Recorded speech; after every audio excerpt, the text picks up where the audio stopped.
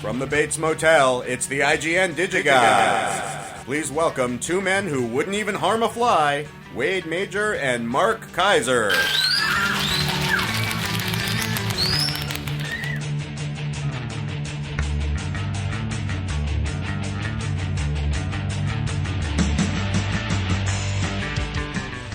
Okay, so this week I'm already eating one of your cookies as the show begins because we're trying to compress the time.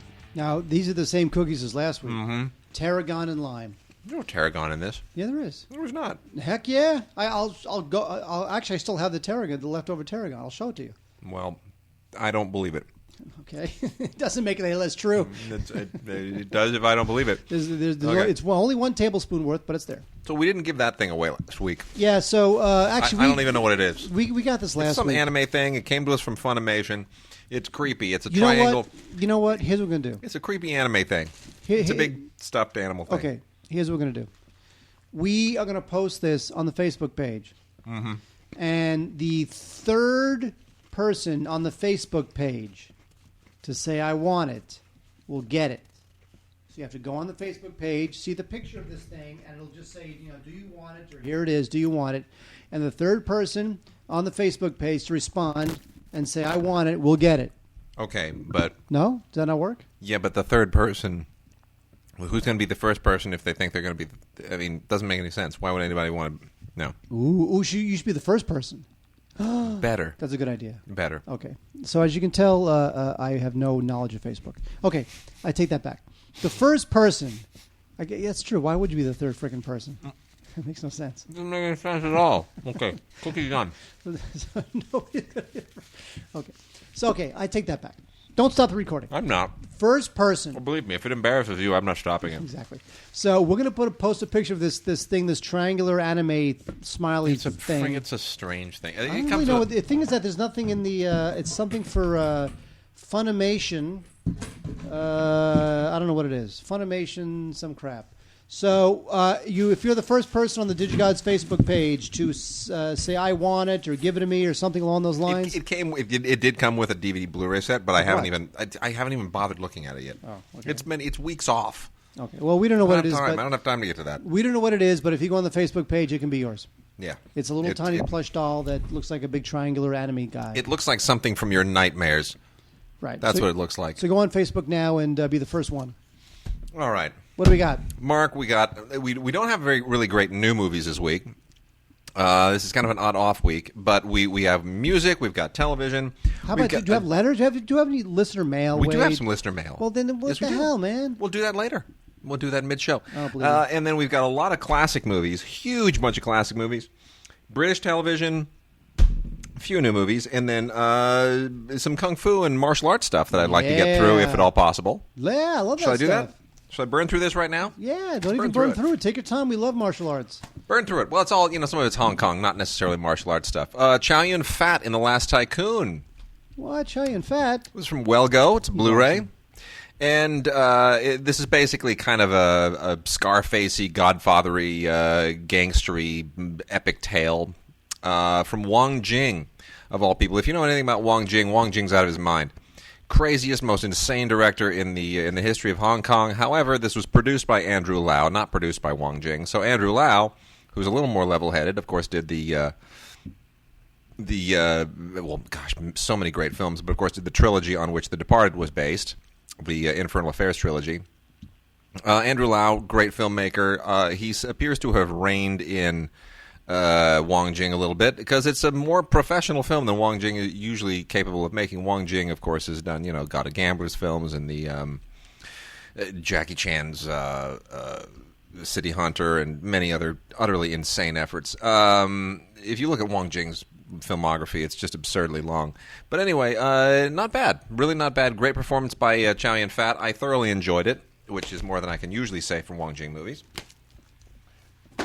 I also thoroughly enjoyed The Guillotines, which is an actual film directed by Andrew Lau and produced by Peter Chan. Peter Chan is another, I'm a huge fan of Peter Chan's as well, but Andrew Lau really nailed this in the directing. This is kind of an homage to the history of the Flying Guillotine movies. And, of course, as anyone knows, I have twice done the audio commentary for Master of the Flying Guillotine, which is one of the original... It was the second of the Flying Guillotine movies. Wait. What's that? What was that noise? Oh, was that a name dropping? Yes, it was. Absolutely. Master of the Flying Guillotine, baby. Gotta love it.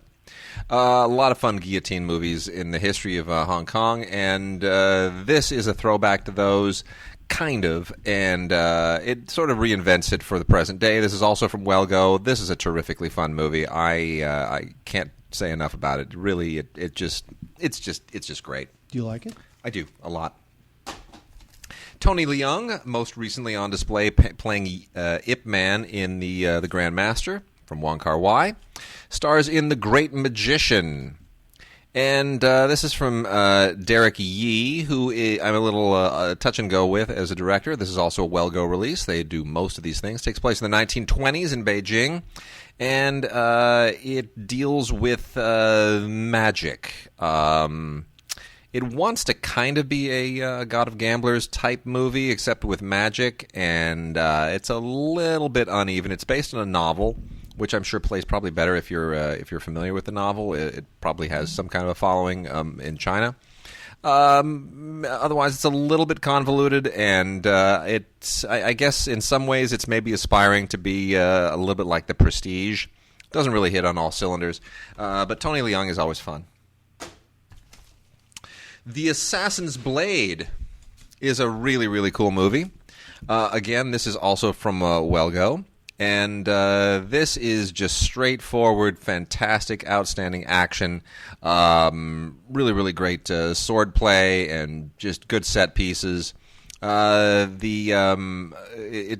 touting this as being from the action director of Hero and the House of Flying Daggers. I don't know if that's really the best way to push this film, but really, really, it's a little bit melodramatic, but the sword play and the action is really first rate. Let me blow through this as fast as I can. Let's see. Oh, this is a good one. Back to 1942 is the official Hong Kong submission for the Academy Awards this year, and this is really a great historical thing.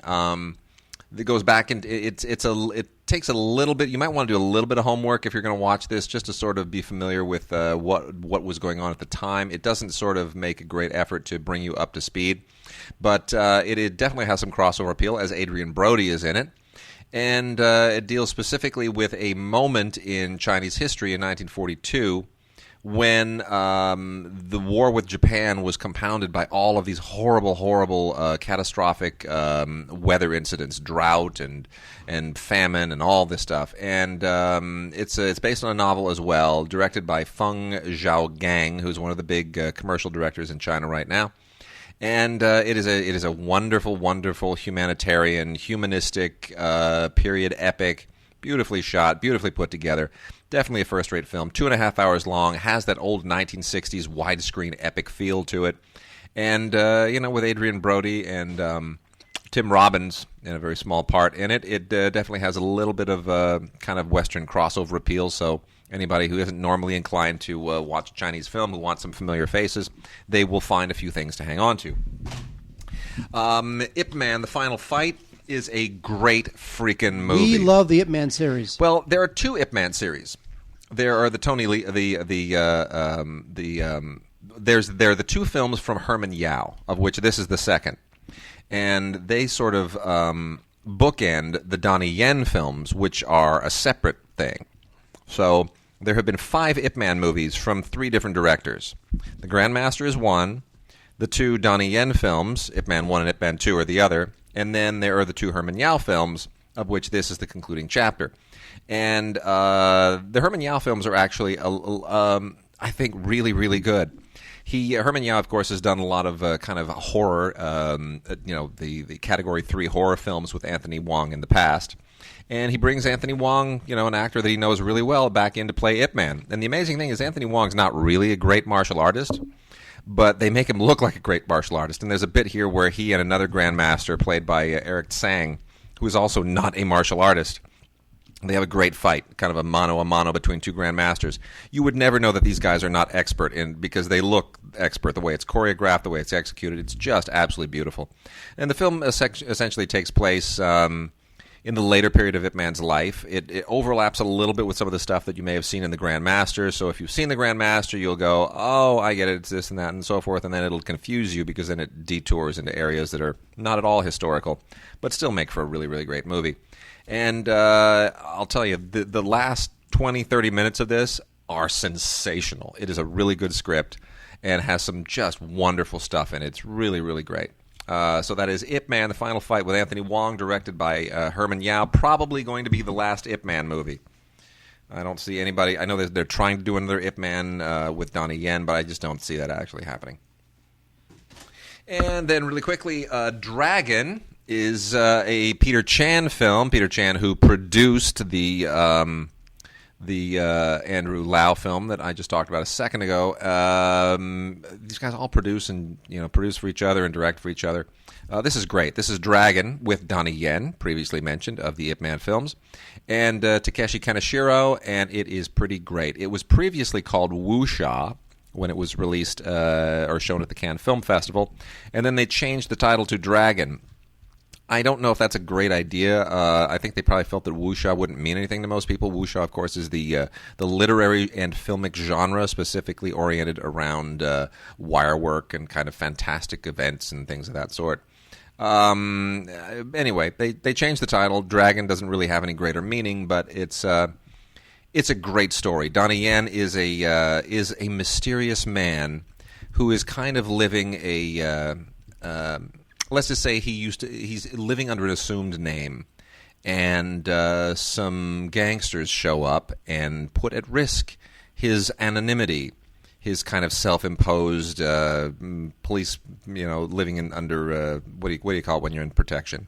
Witness protection? Witness protection, thank you. He's kind of in his own self-imposed witness protection program. Let's put it that way.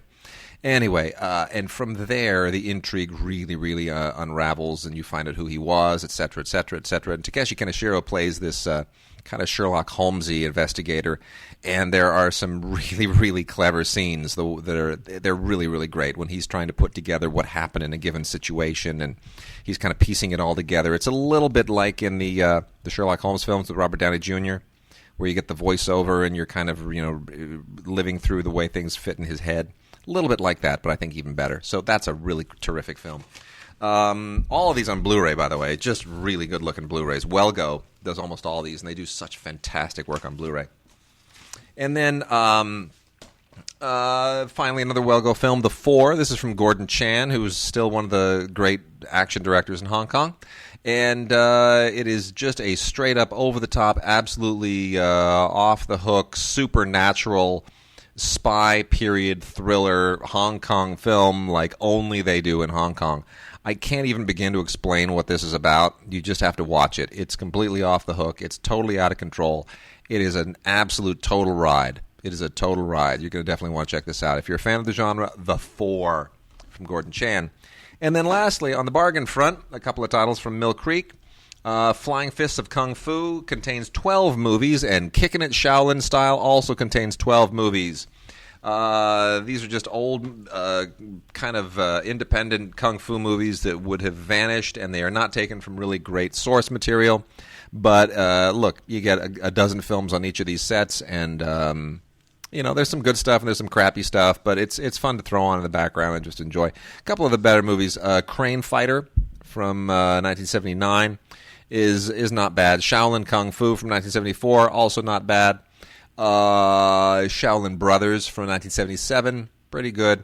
Best one of all of these is probably Phantom Kung Fu from 1979, just because it is so campy and so ridiculous. You just can't believe that anybody actually took it serious and that they shot it. So anyway, a lot of great stuff here. So the two sets are Kickin' It Shaolin Style, 12 movies, and Flying Fists of Kung Fu, also 12 movies. Mark, music us. Oh, music. What do we got this week? Well, it's kind of a mixed bag this week. We do have a DVD called East End Babylon. Now, this is the story of the Cockney Rejects. They were part of there's sort of this genre of music called the oi subgenre. It's very loud and very laddish and very hooliganish, and it's not really my thing. However, these guys tend to come from very working class British backgrounds, and I really do love that sort of environment. I just find it totally fascinating how these guys just survive in these ridiculous British towns. That's all just, industry and noise and beer and just rough times. So this is the story of the Cockney Rejects and what happened to them, which is basically not much. So it's good stuff. It's directed by Richard England, and the band members appear in it, and they tell their own story. And so that's it. If you know the Cockney Rejects, go for it. I doubt you do, but again, if you do like that environment, which I like, East End Babylon could be kind of an interesting little watch. So that's that one. Next, we have CeeLo Green.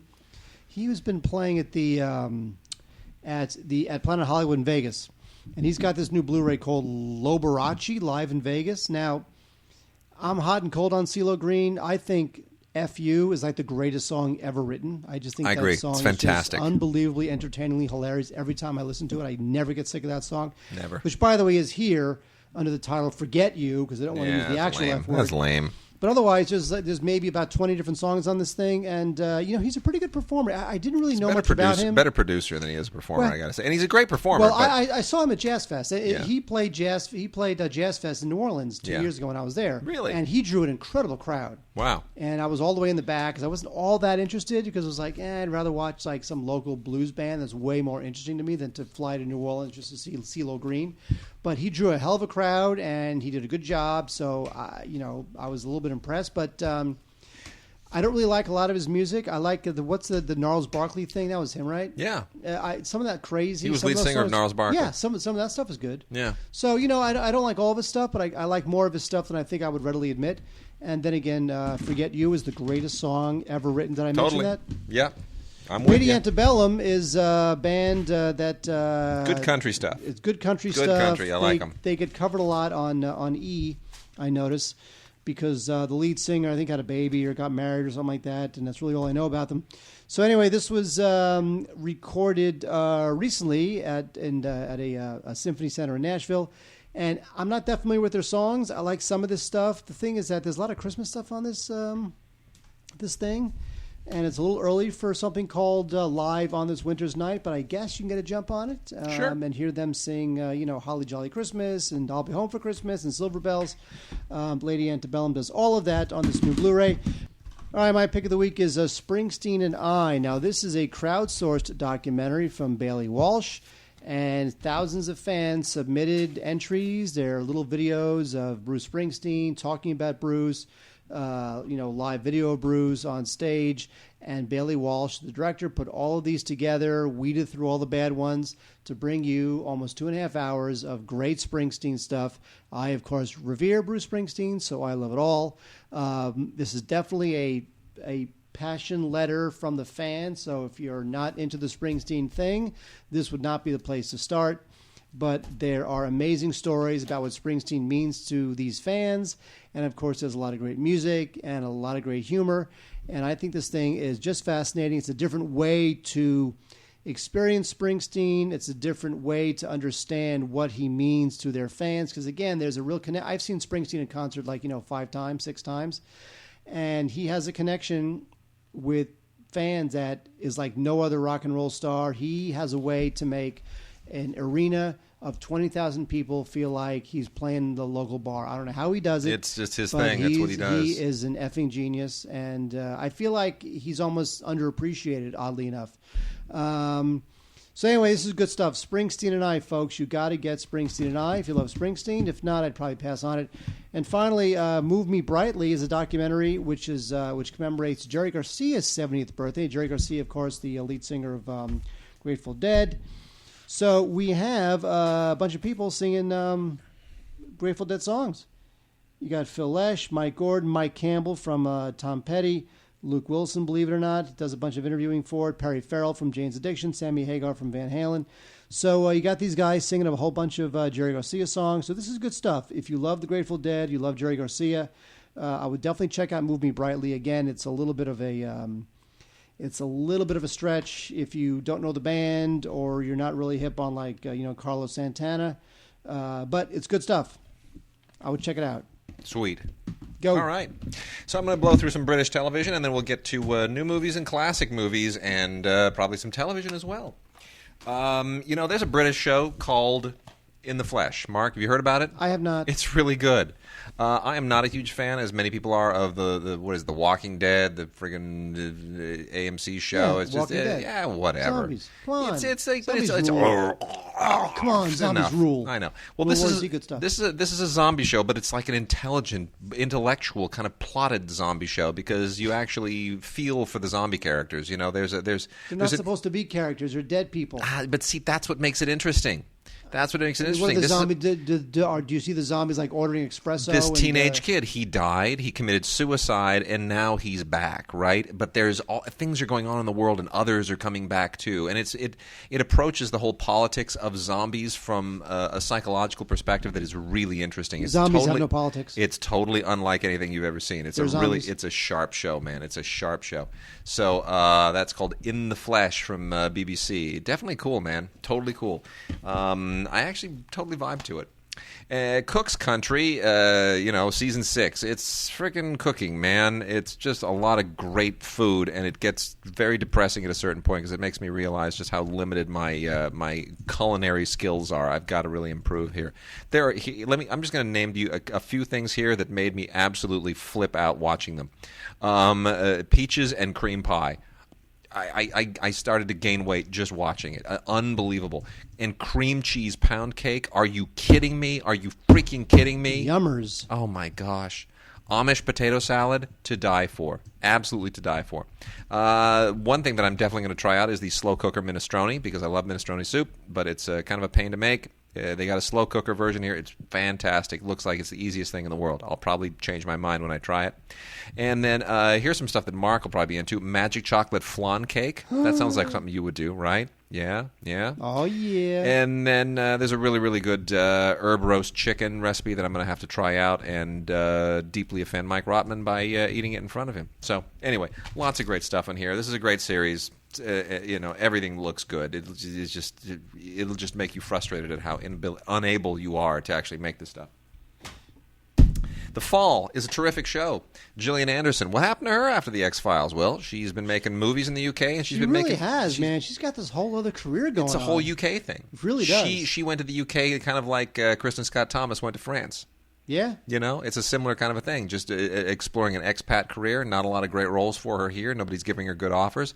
So she stars in this fantastic show, The Fall, which is just really, really an impressive show, where she's chasing down a serial killer. It's a little bit of a Silence of the Lambs deal, but it's really well written. It's very, very smart.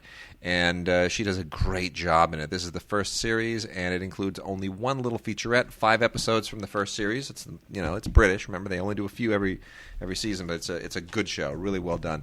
Line of Duty, the first series. This is a little tougher to kind of wrap yourself around. It deals with the politics of working inside an investigative unit in the police department in the UK. It's very talky. It's very, very plotty. And unless you really, really understand the inner workings of the way the police operate in the UK, it might kind of lose you. Similarly, this series 1 of Silk, another BBC series, is also lost me a little bit. I acknowledge it's incredibly well done, really well written, first-rate in every way, but the maneuverings of the legal system in the UK kind of mystify me a little bit. The idea here is that you've got a competition between lawyers, barristers, who are trying to become part of the Queen's Council. I watched 3 episodes of this, and it took me by the 3rd episode to actually fully understand what the hell the Queen's Council is, and I'm still not sure that I totally have a handle on it. But it's well done, but you kind of have to know what they're talking about to begin with. We have talked about the Last of the Summer Wine, the Roy Clark series that just will not freaking end. This is Vintage 2000.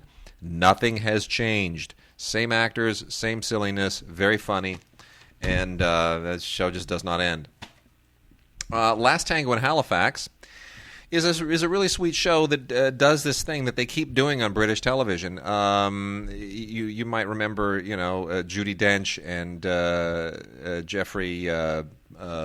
What's his name? Did this previously in Jeffrey Dahmer? No. Jeffrey with the I can't remember Thomas his name. Jefferson? No. As Time Goes By was the previous series. This is very As Time Goes By-ish.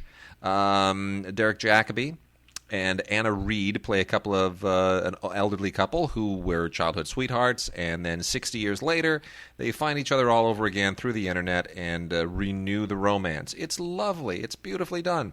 But they got this thing about old people who rekindle old romances, and it's a very strange UK obsession. And then a heap of Doctor Who stuff here. I'll go through it quickly. Lame. Doctor Who, Don't get it. Terror of the Zygons or Zygons from the Tom Baker years. Just stop it. It's the worst. Come on. I'm just it's a going through phone quickly. booth, for Christ's sake. I know. From the John Pertwee years, The Green Death, special edition. This is all from the 70s. The 1870s? And then this is the stuff that's really cool. All from the John Pertwee years, Spearhead from Space on Blu-ray. This is the first ever classic Doctor Who Blu-ray release. This is going to come as a really, really welcome thing to a lot of people because the video quality back then was so crappy that when you put it on Blu-ray, now you really, really realize how crappy the video quality was back then. And that's important, I think, to bring the crappiness of the television video quality into the age of Blu-ray. You know what? This is all you. I got nothing to say about Doctor Who. I don't get. There's Daleks and there's a phone booth, and I don't get it. I don't get why they're putting on Blu-ray. That's what I don't get. And then this is a thing that they've been doing kind of ongoing. The Doctors Revisited, and this is Doctors 5th to 8th after 1st through 4th. And includes complete stories, Earthshock, Vengeance on Varos, Remembrance of the Daleks, and Doctor Who, the movie. A few special features for all of them. And, you got to be a Doctor Who fan. That's all I'm saying. All right. Mark, MADtv. MADtv, why is it popular? I don't know, Wade. This was like the idiot stepbrother of... and our good friend Dave was a costumer on this show for the longest time, too. That is true. Full disclosure. Well, you know what? You would think that meant I was going to praise this thing, but I think the show was stupid. It really was just the idiot stepbrother of SNL, I never thought the show was funny. I do think Frank Caliendi's stand-up is hilarious. Yeah, that guy does a lot of great stuff. And they're good people who came from it. Phil LaMarr came from this. Will Sasso, he's still kind of around. But a lot of these other guys. Well, Alex Bornstein was on this. Alex Bornstein, of course, is the voice of Lois Griffin on Family Guy. Otherwise, this thing is way more missed than hit. And it just never got any traction. And I don't know why Fox kept sticking with it. I guess they had nothing else going on. Yep. And, I would just pass on this stupid thing. The complete 4th season of MADtv. Oy.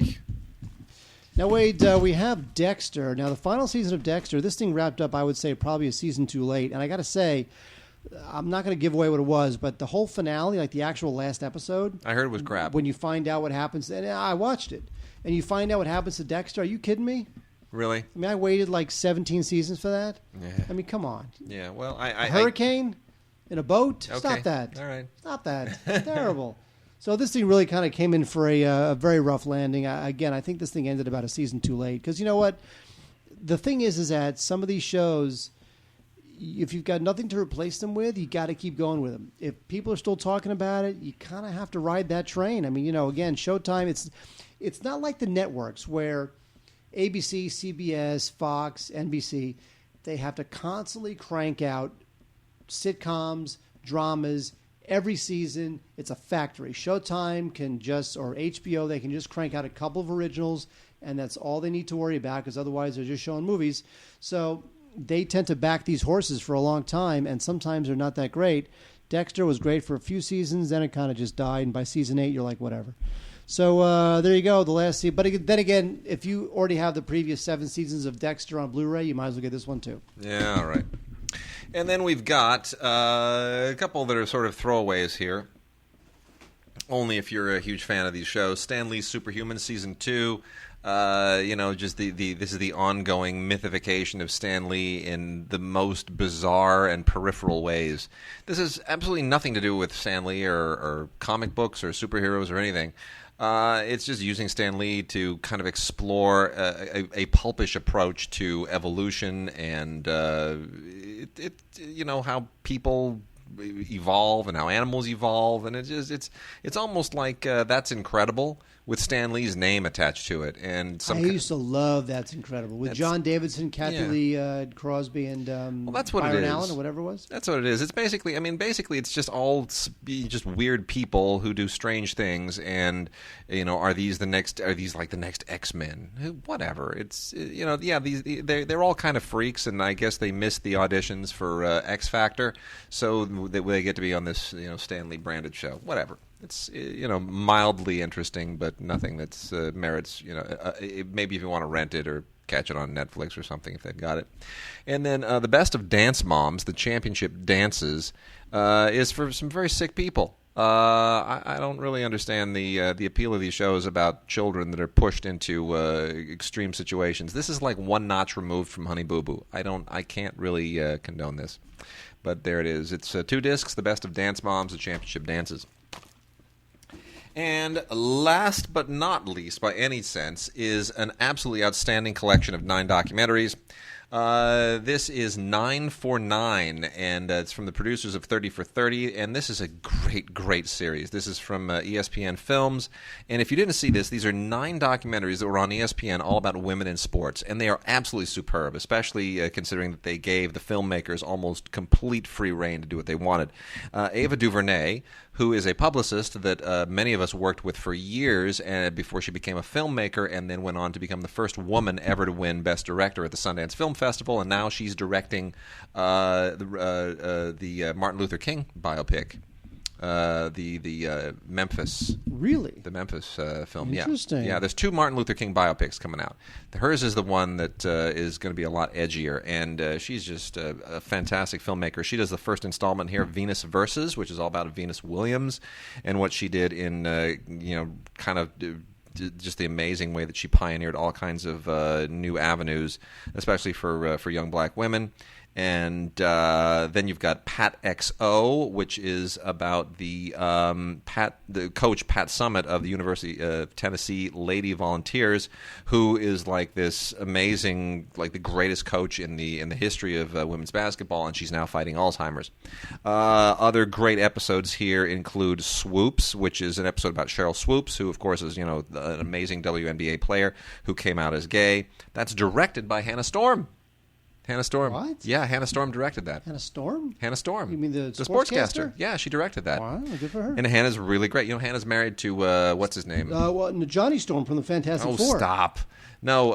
Come on, that was a good one. That was married funny, to Johnny yes. Storm from the Fantastic Four. No, another ESPN guy. Oh, Johnny Storm from the Fantastic Four. Yeah, another sportscaster whose name I always forget. And then, of course, the one that I love here is the 8th one, the second to last, the 99ers, which is a look at the 1999 Women's World Cup National Soccer. Yes, Dan Hicks. Hannah Storm's married to Dan Hicks. Anyway, isn't Hannah Storm the one who got all that bad plastic surgery? No, Hannah Storm's awesome. Really? Yeah, she's awesome. Love her. She and Dan Hicks, by the way, both started on CNN Sports Late Night.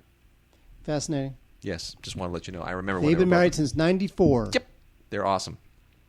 They have 3 children. The 99ers is all about the U.S. women's national soccer team that won the World Cup in 1999, which I saw live with my face painted, holding a great big sign above my head at the Rose Bowl. I was there. That's great. And what a great documentary. That just totally captures the moment, and it was just an immense moment. So 9 for 9 from ESPN Films. You got to get this. If you're a fan of women's sports, this is like the greatest document of the importance of women's sports you'll ever see.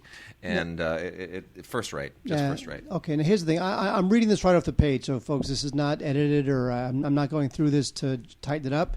On January 1st of this year, there was a story of the UK Mail Online about how Hannah Storm was burned in a grill explosion at her Connecticut home in front of her daughters. You're kidding.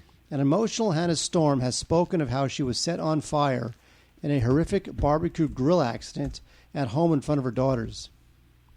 That's awful. The ESPN anchor told of her ordeal to colleagues to colleague and close friend Josh Elliott, breaking down in tears as she relived the moment that she shouted to her daughters, "Mommy's on fire, call 911." Oh, my gosh. What the hell?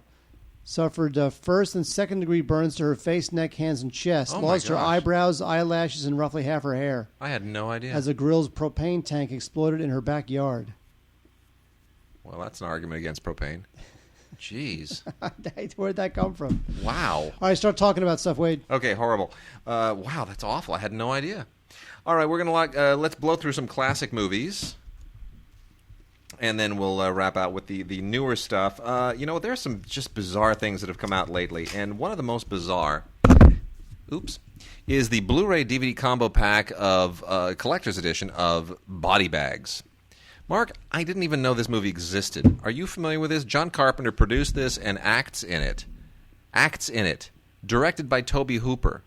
Ooh, very early 80s. 93. Really? This is 93. Where did this come from? This is from the Shout Factory people as part of their Scream Factory brand. And I looked at this and I just thought, how is it possible that in 1993, when I was already 3 years into being a professional film critic, that I never heard of this? How is this possible? It's John Carpenter, it's Tobe Hooper. Body Bags? Where did this come from? And we love John Carpenter. We love John Carpenter.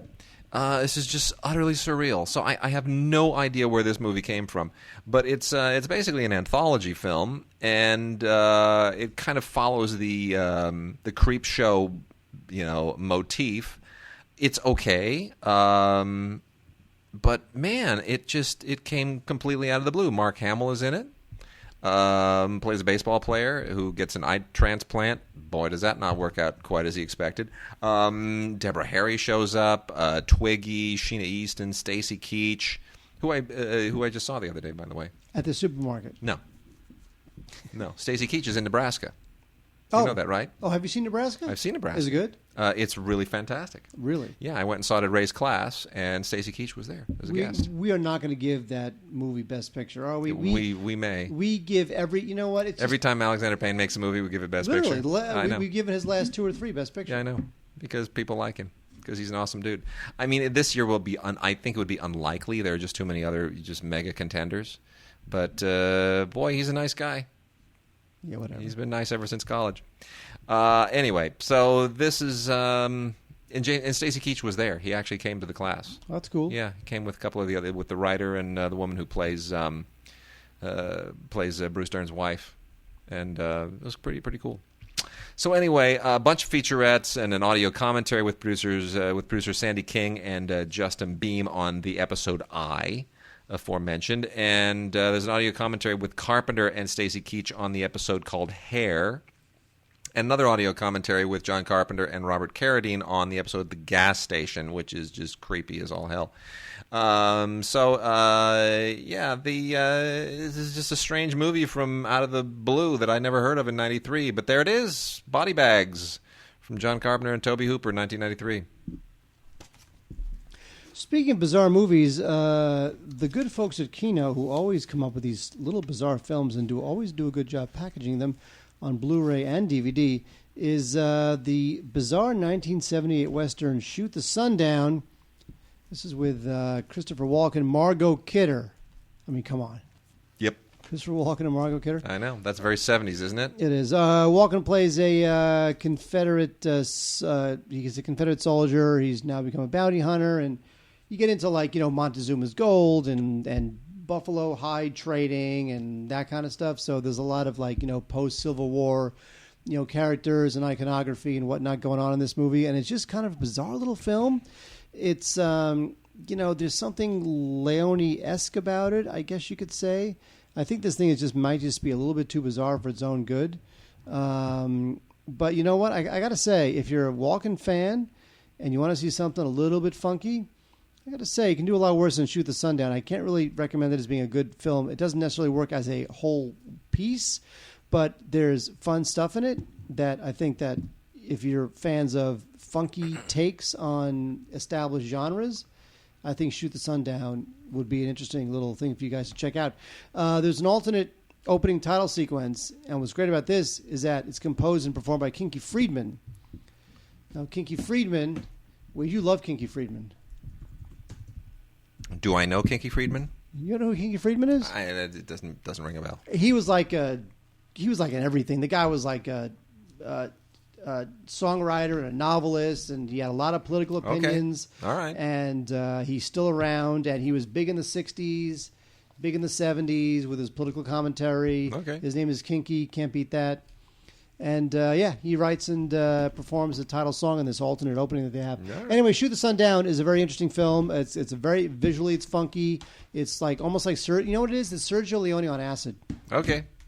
Well, speaking of that, we have... Speaking of Sergio Leone on acid? Exactly. That's a perfect transition, because from VCI and Gaiam Vivendi, I'm not sure how that alliance worked out. And by the way, Gaiam Vivendi, of course, has now been bought by Cinedigm. So I have no idea what that will mean for some of these contracts. But we have a Blu-ray release and a DVD release. I recommend the Blu-ray release because this film is so beautifully shot. Probably the only Dario Argento film I'm not going to rip on. The Bird with the Crystal Plumage. You know what? There's a lot to recommend this movie, actually. Great Ennio Morricone music, fantastic Vittorio Storaro cinematography, almost enough to save you from Argento's direction, which can be really annoying at times because it's almost as if De Palma, got an injection of steroids and decided to, and then dropped acid and then smoked some meth and then started directing the movie. That's how Argento's movies always look. Somehow, though, this actually works because it's a pretty good story. It's about an American in Rome who witnesses a murder and then decides to kind of try to solve it himself. And it turns out it's a serial killer, and there's a whole lot of just bizarre stuff that transpires. It's actually a very engaging thriller. I don't think it ends all that strong, but it's certainly better written than anything else that Argento's ever done. So... on that account alone, it's somewhat recommended. Now, Wade, didn't you promise everybody some listener mail? Yes, we're going to get there. We're going to get there. Yeah, just a couple more. We'll cut it off here after some of these Warner things. There's some other stuff we got to get to real quickly. So we'll do the listener mail here in a moment. Another Blu-ray release from Warner Archive Collection. The Warner Archive Blu-ray releases are few and far between, but when they come, pay attention to them because it's always something worth checking out. Jumbo is this... I'd almost forgotten this movie existed. Jumbo is like the original super cool elephant movie. Not Dumbo, which is animated, but this is Jumbo. It's live action. And it is a really, really wonderful movie. Just a charming movie from the same year as Lawrence of Arabia, 1962, starring, get this, are you ready for this? Dean Jagger, Doris Day, Stephen Boyd, Jimmy Durante, Martha Ray. Come on. What? Doris Day and Martha Ray.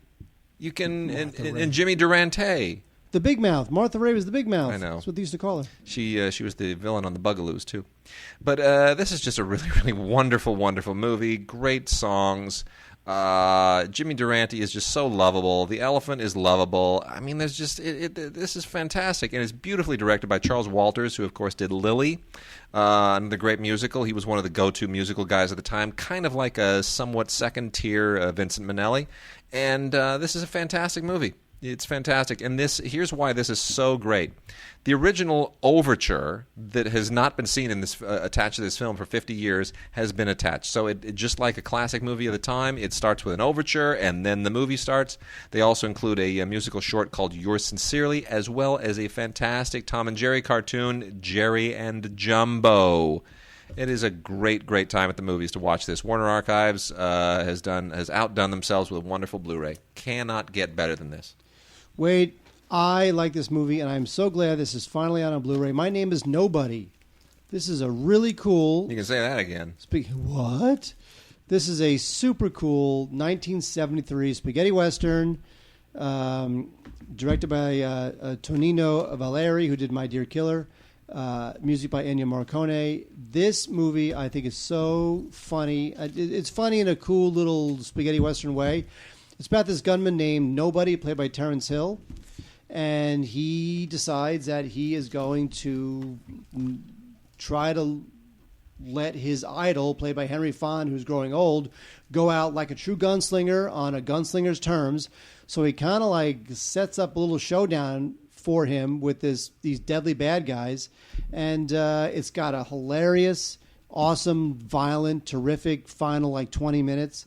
And I think this movie is really cool. And it's all about sort of the nature of fame in the Old West, and the idea that he's going to Henry Fonda's going to go out in this blaze of glory that's going to just make him even more famous than he ever was when he was alive. And I think it's cool. I really like this movie called My Name Is Nobody. And there you go. Outstanding. Yep, I like it. My Name Is Nobody. All right, I'm going to roll through the rest of these films here, which are all definitely We're worth. going to do listener mail. Then we're going to do listener mail. Got a couple here also from the Warner Archive collection, DVDs that are finally available again. The first one is a Paramount title that was previously released by Paramount, then went out of print, sold on eBay for $500 or some craziness, and it's finally in print again, and all those people are going to feel like idiots because now they can go and grab this for $10 or $15 on WarnerArchive.com. It is the Assassination Bureau with Oliver Reed and Diana Rigg and Telly Savalas. And this is a surprisingly cool little cult movie from director Basil Dearden, made early 70s or late 60s. I think it's 68 or 69. And it's basically a 19th century group of assassins for hire who get involved in this kind of internal cat and mouse game at the behest of Diana Rigg. And it's actually a fun little late 60s, early 70s kind of caper film. Period, costume caper film. Less impressive is Kung Fu the Movie, which stars David Carradine and Brandon Lee, apparently like a mea culpa to the Lee family for the having stolen the idea and not let Bruce Lee actually star in the series that he quite frankly created. Unfortunately, this is not all that good. This is from mid-1980s, 1990s, somewhere in there, 85, 6, 7, 8, 9, somewhere in that phase. And it doesn't really work. When did Brandon Lee die? This was 2 years before he died. Brandon Lee, I'm going to guess. Why? For some reason, look at the name of the movie. I think this is 87. I flashed on 1993. I might be wrong. Let me check. 93. 93. So I think this is 86 or 87. Anyway, Kung Fu the Movie just tries to take the TV series, one step further and hopefully launch a new series. Doesn't really work very well. They miss all the work of the great writers from the original series. The Samuel Goldwyn collection. A lot of old Goldwyn movies now are part of the Warner Brothers library, and they're coming out on Blu-ray. And man, do we have a couple of great ones. Never before on Blu-ray, The Bishop's Wife, Cary Grant, Loretta Young, David Niven. What a wonderful, wonderful movie this is. It was remade very badly as a Denzel Washington movie, The Preacher's Wife, that was not good about 10, 15 years ago. This is fantastic. This is just a wonderful movie directed by Henry Koster, and an absolutely charming movie, especially for the holidays coming up. And then the 1946 Best Picture winner, directed by William Wyler, 8 Academy Awards in total, The Best Years of Our Lives. An amazing film that is all about soldiers coming home from World War II. This is just one of the greatest American films ever made. Features a homecoming sequence that has inspired dozens and dozens of great directors. David Lean used to rave about the homecoming sequence in this movie. He said it was arguably the best direction ever in any movie in history, that particular scene. It is wonderful. Really a great movie. Just a great American film, great score, outstanding photography. It just doesn't get any better. The Best Years of Our Lives, finally on Blu-ray. That is a thing to celebrate. And then a couple from the Coen film collection. Love the people at Coen. They are finally getting a lot of these classic films out that they picked up as part of the Rohauer collection. And the first one here is D.W. Griffith's Intolerance, which they did an amazing restoration on. It's on Blu-ray. Ooh, just I like that. Freaking gorgeous. Well, Intolerance was kind of his... It's funny. People look at Intolerance like it was his mea culpa for Birth of a Nation. Yeah. But in a way, it wasn't. Not really. He doubled down. Yeah, he did. He kind of doubled down. He did. Yeah. And which is bizarre because, Birth of a Nation is... And I mean, I have it on Blu-ray. It's it's a horribly racist film, but it is an essential Blu-ray because it's considered like the Rosetta Stone for the film language that we know today. But but people thought Intolerance was like a little bit like his apology for it, but I think It's it's not. not. It's the opposite. It very much is, and it's a complicated film. I mean, it takes place in multiple periods at the same time, and it's all these. He's sort of trying to invent a whole new film language all over again. It's really quite an extraordinary film on a lot of levels, and very, very interesting and controversial. The Carl Davis score is here in 5.1, and it is fabulous. You get a handful of extras here as well that are all very, very sharp. There's a featurette with historian Kevin Brownlow, who is a wonderful man, wrote that amazing David Lean biography, and is, of course, a silent film expert. And this is a must-have, even if you've got any other version of it. And then a French film from René Clair, The Beauty of the Devil, with Michel Simon and Gerard Philippe. This is also a must-have for anybody who is a fan of great classic French cinema. René Clair, of course, one of the great directors of the 40s and 50s, and this is a totally remastered, beautifully rendered deep Blu-ray of a kind of a reimagining of the Faust story that is just gorgeously photographed. Has to be on Blu-ray. And then from Anchor Bay, a couple from the late director Mustafa Akkad, so sadly deceased because of a terrorist bombing in Lebanon. I think it was, wasn't it? It was the big bombing in Beirut of some years ago, the hotel bombing, sure. or was it in India? I'm trying to remember which bombing it was. It was a terrorist bombing in one of the two where he died. And it's just absolutely tragic because he was, an observant Muslim, and he made the film The Message, which is here on Blu-ray with Anthony Quinn and Irene Pappas. This is otherwise known as The Message: The Story of Islam, which is actually a really, really good film. It takes place in Mecca in the 7th century. Gets in all of the ins and outs of how Muhammad and Islam sort of came to be. And then Lion of the Desert, which is the film he's most known for, with Anthony Quinn, Oliver Reed, Rod Steiger, and John Gielgud. A very, very good film with an amazing Maurice Jarre score that has to be heard in the context of the film to be fully appreciated. And this, of course, is based on an actual event that took place in 1929 when Mussolini was fighting Bedouins, and it gets into some pretty intense political machinations from that period, but still beautifully done. Great photography by Jack Hildyard, one of the great all-time British DPs. And that's a terrific Blu-ray as well. So the two from Mustafa Akkad, The Message and Lion of the Desert. Excellent films all. Mark, it's time for listener mail. Do you have an in for listener mail? No. Oh, okay. Well, never mind. Here we go. First is from Dave Stromanger. Says, when I was a kid, one of my favorite TV shows was Head of the Class. It was successful enough to run for 5 seasons, had a spin-off, Billy, but there's never been any news of a DVD release. Do you guys have any idea why? I know a lot of shows are held up by music rights, but I can't imagine that's an issue here. It seems that the show has been forgotten. Okay, here's the best answer that I could give him, which was that Warner Brothers Television, and you have to sort of go to all the companies with these, Warner Brothers Television has really they've kind of thrown a lot of things at DVD, and some of them stick and some of them don't, and some of the stuff that doesn't stick, they just release on Warner Archive. And when you look at a lot of the stuff that did not stick, there are some, like Murphy Brown, there haven't been any further Murphy Brown episodes after a few seasons released. I mean, it's very strange how they do this. So my guess is that will wind up eventually manufactured on demand through Warner Archive.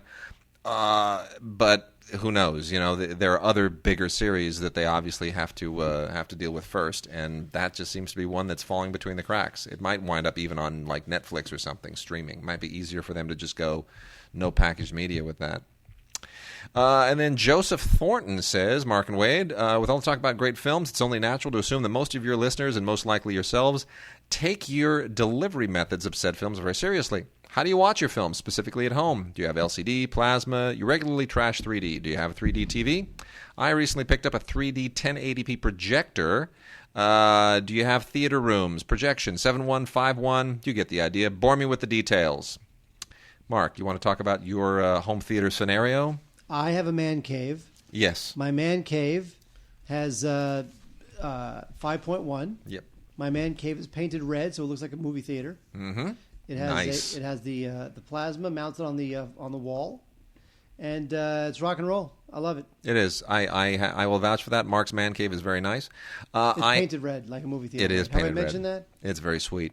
I've got a 70-inch Sharp and Elite television with a basically a living room that doubles as a home theater with a complete 5.1 NHT setup. I prefer it to 7.1, which I think is overkill because I've got a couple of NHT. The rear speakers are mounted in the ceilings, and they're amazing NHT speakers. So they basically do the work that you would get with if you had a 7.1 with actual speakers sitting down next to you. But because they're ceiling mounted and they're multi-directional, really, really great stuff. So that's it. And I use what's your Blu-ray? What Blu-ray player do you use? I still use your PS3. Still use my PS3. Yeah, I use. And when the PS4 comes out, I'll get that too. I use a Marantz, but I've also got an Oppo, and the Marantz just happens to work with the Marantz receiver that I've got. But it's there. That's it. And you know what we should do? We should do a little video one of these days of your setup and my setup, and just kind of make that available to the people on the Facebook page.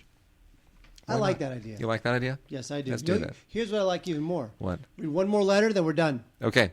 All right, here goes. This is from, let's see, one more. It is Walter Gass, longtime listener Walter Gass. Hello, Digigods. Listening to episode 308, Wade just made the really bad soap Spencer for Hire joke and got me thinking, where the hell is Spencer for Hire? I love that show and would really enjoy seeing it again. Why has it never made its way to DVD? Also, anybody seen Don John? Any good? Mark, did you see Don John? I did not. Yeah. I cannot tell a lie. I did not. Yeah. We just have too much to see. Too much to see. And I feel like if I'm not going to vote for it at this point, I'm not going to see it. Well, here's the deal on Spencer for Hire. It was released years and years and years and years ago by Rykodisc, and Ryko no longer exists. That also, as aforementioned, was a Warner Television show. And that's going to run into some of the same problems that we just talked about, which is that Warner Brothers has all of these shows, the rights of which have probably reverted to them, and nobody else wants to release them, or else they don't see any value in releasing them themselves. So they are slowly exploring what shows should be part of the packaged media releases and what shows should be part of their Warner Archive releases, which also, they make available for streaming and so forth. Warner Brothers is not doing a great job, I don't think, of exploiting the streaming end of things. They pulled a lot of those licenses back from Netflix to try to make it do their own streaming thing. But, if you have to go, it's one thing to say I'm going to pay a certain amount every month and, I get to watch these shows. But, are you really going to go and seek out different shows in 9 different places and then pay, $3, $4, $5 at a time for a series, for an episode, or for a season? It just becomes unwieldy. You have to go looking for the stuff. It's much easier if you go to one place and then it kind of finds you. But then who's going to be that one place? Well, and Netflix seems to be the place that is making the best case for it. But if everybody starts pulling their licenses back because they don't want to actually have to share the wealth with Netflix, I don't know. Then it becomes kind of a Mexican standoff. But then again, but it's like if you don't want to go searching for stuff, and I don't blame you if you don't, you want to work with Netflix because it's almost like 50% of something is better than 100% of nothing. Yeah, I know. Because if you work with Netflix, you'll get less, but at least you might get less in terms of selling those rights to Netflix. But you can keep the rights yourself. But no one's going to be able to find Spencer for Hire on Warner Brothers Archive whatever, and no one's really going to seek it out. The thing with Netflix is that you wind up flipping through and seeing what's available, and then you sort of stumble on it, and you think, wow, I haven't seen that in years. Let's check that out. That's a lot of what Netflix is. True. And I don't think these other smaller like Amazon Prime or the Warner Archives. Yeah. I think it's a different user experience. Netflix is very much of a grazer experience. You look around, you see what's new, you see what's out there, you get excited about something you haven't seen for a while, you put it in your queue. That's how you experience Netflix. These other ones, you don't experience it like that. And then lastly, let me just do one more here because this is relevant. Chevelle Dixon, longtime listener, said, I've been following the awards race and read some tweets for Christopher Tarpley saying that Wolf of Wall Street may be moved to 2014. The film was allegedly a little behind schedule, and I'm sure it would do well financially and critically. I like DiCaprio. Hope he gets award success from this, and it's Scorsese, so I know it'll be good. Hopefully it gets back on schedule. Well, as of, about 4 or 5 days ago, it was finally fixed because it was kind of on the bubble, but so many films have been moved to next year, including the Clooney film, that everyone's kind of starting to see what will shake out. And I guess they've got this on track enough to be able to say that they will release it on Christmas Day. It's Christmas Day release. But they have not told us whether or not it will be ready in time for us to see for voting. So it's possible, because we've had instances like that in the past where films have not been ready for us to see for our voting, where they wouldn't even show us what they had. So it's possible that Scorsese may not make our voting for December 8th, but at least it is set for this year. And that's a good thing. It is a good thing. Because any Scorsese film will enliven your holiday season. Because what you don't want is to have it come out in February. No, for sure. Which is why The Monuments Men, the Clooney film, concerns me a little bit that that's now set for a first quarter release next year. And a couple of other movies have been bumped to next year, too. That's not a good thing. Like the Princess Grace thing, which is, now that's shaping up to be a battle between Olivier Dahan, the director, and Harvey Weinstein. So, I mean, there are a few of those things that have shifted, and yet the Diana movie, which is apparently not that good, is coming out this year. So, well, the Diana film actually opened limited and tanked. It tanked in the UK. It opened in 36 theaters, and get this: it opened in 36 theaters. Its per screen average, $1,900. It's just unreal. That's wow. Wade, I think we're done. We are done. All right, that's it. And we'll be back next week with more fun and frolic. And then we will be taking the Thanksgiving week off. What? Yes, we will be off for Thanksgiving. And then we will be back on the following week with our mega annual holiday gift guide show. So that'll be the first week in December. And so we got lots of fun stuff coming up. And, man, I'll tell you, the stuff that's been showing up for the gift guide is pretty great. So it's going to be a fun show. Always one of my favorite shows of the year. It's going to be a fun show. We got some giveaways for that show. I have lined up some amazing giveaways. You have a giveaway for this show, too. Oh, yeah, that's right. We do. The little plush thing. Be the first person on the Facebook page to say, I want plush thing, or give me plush thing, or plush thing. You can only email us. You can only post that on Facebook when you see the photo of the plush thing. Go to the plush thing. All right. You can't just give us a Facebook message saying, give me plush thing. You got to see the photo. That's it. Respond to the photo with give me plush thing. There you go. And it'll be yours. Totally. All right. With that, we are out. See you next week.